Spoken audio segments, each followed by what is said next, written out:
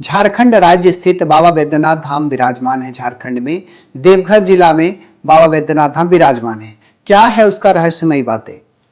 उसमें चंद्रकांता मणि एक है। उस मणि का रहस्य क्या है जो ज्योतिर्लिंग पे लगा रहता है आपके ऊपर में? उस मणि के बारे में मैं बताऊंगा। उसमें साल भर में एक मेला लगाया जाता है जिसको श्रावणी मेला कहते हैं। उसमें लाखों श्रद्धालु प्रत्येक दिन बाबा पे जल चढ़ाते हैं। उसके बारे में भी मैं बताने वाला हूं।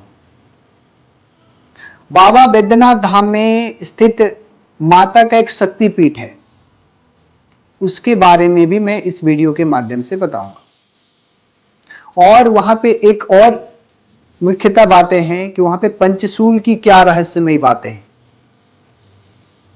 इन सभी बातों को मैं इस वीडियो के माध्यम से बताने वाला हूं। आप किसी भी प्रकार के तंत्र से रिलेटेड अगर आपकी परेशानी है तो आप हमारे कामाख्या तंत्र में उसका निवारण पा सकते हैं। वीडियो में पूरी जानकारी आप अच्छे तरीके से पा सकते हैं। जय कामरूप, जय कामाख्या। मैं बात करने वाला हूं बाबा वैद्यनाथ धाम, जो झारखंड राज्य स्थित देवघर जिला में विराजते हैं। आपको पता है इसका इतिहास क्या है?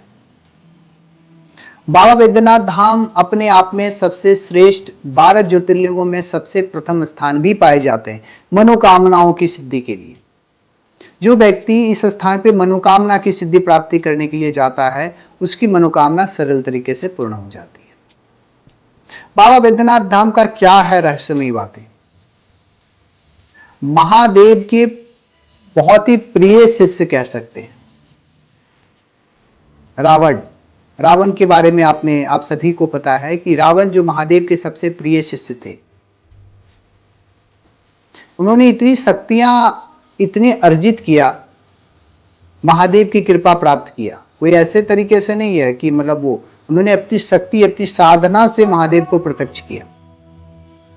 ऐसे तरीके में नहीं हुआ कि महादेव साक्षात ऐसे ही चले गए। महादेव को उन्होंने शक्तियां से अपनी साधना से प्रसन्न करके महादेव से वरदान दिया। उन्होंने कहा कि प्रभु, एक बार जब उन्होंने बड़ी तपस्या किया, तपस्या का जब महादेव प्रत्यक्ष हो गए तो वो बोले कि चलो तुम्हें वर मांगो, क्या चाहिए? रावण का कहना था कि आप हमारे साथ में हमारे लंका को प्रस्थान करें।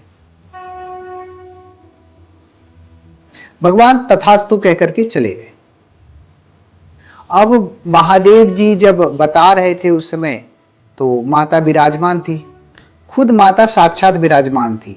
अब उस समय ऐसी स्थिति आई कि भगवान शिव बोले कि ठीक है, मुझे अगर लेके जाना है तो ये देखो 12 ज्योतिर्लिंग रखा हुआ है, तुमको जो मन करे तुम एक लिंग को उठा करके अपने साथ में लेके चले जाओ, मैं तुम्हारे साथ में चला जाऊं।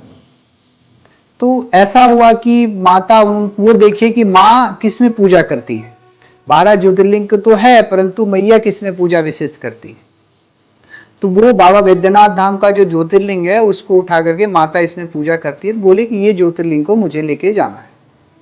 ऐसी स्थिति हुई तो वो लेकर के वो जाने लगे। माता बोली अगर मैं ये लेके चले गए तो हमारे महादेव भी इनके पीछे पीछे चले जाएंगे, अब महादेव को हम ढूंढते रहेंगे, कैसे ढूंढेंगे?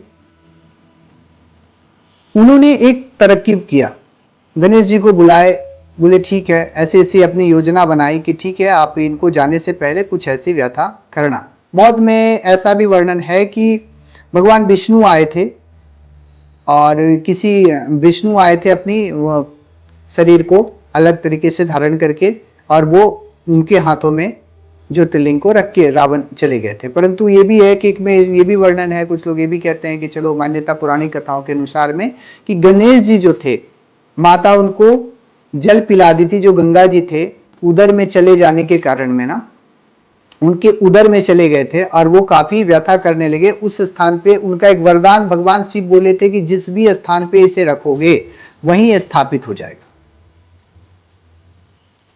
अब वहां पे गणेश जी की बारी आई। गणेश जी अपनी जो स्थिति है एक ग्वाला की तरह धारण कर लिए, गाय को चरा रहे थे। रावण को काफी स्थिति उदर में काफी वेदना होने लगी। उत्तराशय का इच्छा हुआ तो उन्होंने क्या हुआ कि भाई अब कंट्रोल नहीं कर पाए। भगवान शिव बोले थे कि जिस भी जगह पे इनको रख दोगे, धरती पे जहां स्थापित करोगे वहीं ये स्थापित हो जाएंगे। अब ऐसी स्थिति में आया कि भाई चलो, अब वो परेशान हो गए, अपने उधर ज्यादा व्यथा होने लगे, तो रावण वहीं पे नीचे में एक ग्वाला के रूप में गणेश जी खड़ा थे, गणेश जी को स्थापित स्थान में दिया और वो चले गए उत्तराशय के लिए। अब वो गणेश जी उसी स्थान पे स्थापित कर दिए। अब उनका वरदान था कि जिस स्थान पे रखोगे तुम उसी स्थान पे वो स्थापित हो जाएंगे। अब वही स्थापित हो गए महादेव, जो द्वादश ज्योतिर्लिंगों में सबसे श्रेष्ठ माना गया, क्योंकि पार्वती प्रिय शिवलिंग है ज्योतिर्लिंग। पार्वती प्रिय शिवलिंग महादेव जो विराजते हैं शिव के साथ में पार्वती, वो हमारे बाबा वैद्यनाथ धाम झारखंड स्थित देवघर जिनमें विराज। किसी भी प्रकार की मनोकामनाओं के लिए इनकी पूजा कर सकते हैं। इसके साथ साथ में उसमें चंद्रकांत मणि का क्या रहस्य है? बाबा वैद्यनाथ मंदिर के शिखर पर एक चंद्रकांत मणि है, जो लाखों साल पहले लंका के राजा रावण ने कुबेर से छीनकर यहां लगाई थी। यह मणि सततः जल स्रवित करता है। भगवान शिव पर गिरती हुई जो चरणामृत है, जो सभी भक्त लोग, जो ऊपर से चरणामृत के रूप में जो आता है ना, जो भक्त लोग लेते हैं प्रसाद के रूप में, वो मणि के द्वारा ही आता है। उसका प्रसाद रूप में सभी लेते हैं, चंद्रकांत मणि का जो जल होता है प्रसाद के रूप में। और इसके साथ में एक और है रहस्यमय कि पंचशूल का। पंचशूल का क्या रहस्य है? बाबा जो वैद्यनाथ मंदिर है, मंदिर की एक विशेषता यह कि इसके शीर्ष पर त्रिशूल नहीं बल्कि पंचशूल है। पंचशूल को एक सुरक्षा कवच भी माना जाता है, जो रावण ने अपनी लंका की सुरक्षा के लिए लगवाया था। रावण ने जो सुरक्षा के लिए अपनी लंका में लगाया था, वो पंचशूल यहाँ पे लगाया गया है।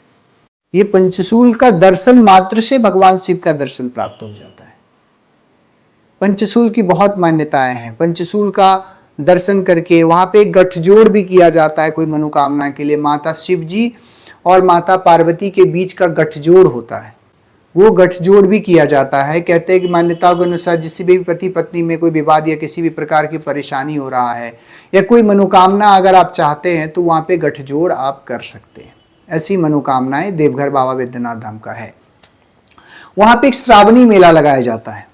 श्रावणी मेला में साल भर में श्रावणी मेला का ऐसा प्रभाव होता है कि लोग झारखंड से स्थित सटा हुआ बिहार राज्य है, बिहार में आपके एक स्थान है जहां पे सुल्तानगंज माता गंगा का स्थान है। मां गंगा को वहां पे लोग वहां से आपका बाबा वैद्यनाथ धाम मंदिर 108 किलोमीटर का रेंज है, और 108 किलोमीटर के भीतर में लोग वहां पे पैदल यात्रा करते हैं, वहां से जल उठा करके, क्योंकि बाबा वैद्यनाथ पे ना बाहर का जल नहीं चढ़ता है, तो वो जल उठा करके वहां से 108 किलोमीटर की यात्रा करके बाबा वैद्यनाथ धाम पे जल चढ़ाते हैं।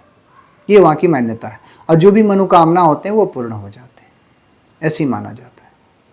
महादेव की कृपा बहुत बनती है। एक और भी चीजें हैं ज्योतिर्लिंग में ना, उसके बगल में ही बाबा वैद्यनाथ धाम का एक ऐसा स्थान है जहां ज्योतिर्लिंग और शक्तिपीठ दोनों एक साथ में है, जहां माता सती का हृदय भी गिरा था, इसलिए हृदय पीठ भी कहा जाता है, क्योंकि माता सती का वास 52 टुकड़ों में जो थे, जो आपका शक्तिपीठ हुए, उनके जो टुकड़े गिरे थे शरीर का, तो वो शक्तिपीठ में चला गया, और वो शक्तिपीठ में हृदय जो इस स्थान पे गिरा वो बाबा वैद्यनाथ धाम में भी वो स्थित है। अब शिव और शक्ति दोनों विराजमान करते हैं। तो मनोकामनाओं के सबसे श्रेष्ठ स्थान शिवलिंग में से एक बाबा वैद्यनाथ धाम है। इनकी पूजा करने से किसी भी प्रकार की परेशानी अगर आपके ऊपर होती है तो उसका निवारण देखने से, स्पर्श करने मात्र से ही हो जाते हैं। अब बने रहे इसमें, और मैं वीडियो बनाऊंगा किसी प्रकार की बातों को लेकर के, मैं अभी बताऊंगा नहीं, क्योंकि इसमें शक्तिपीठ का बहुत बड़ा महत्व है। इसमें बहुत बड़ी सिद्धि भी प्राप्त कर सकते हैं, और कुछ भी और भी बाबा वैद्यनाथ धाम में कई 22 प्रकार के मंदिर या तो कई और भी प्रकार के मंदिर उसमें विराजमान हैं। तो इन बातों को भी मैं रखूंगा, अगले वीडियो में अच्छे तरीके से बनाऊंगा। वीडियो ज़्यादा बड़ा ना हो, इसलिए मैं बनाऊं किसी भी तंत्र से रिलेटेड अगर आपकी परेशानी है तो आप हमारे कामाख्या तंत्र पीठ में जुड़ सकते हैं, उसका निवारण पा सकते हैं। जय महादेव।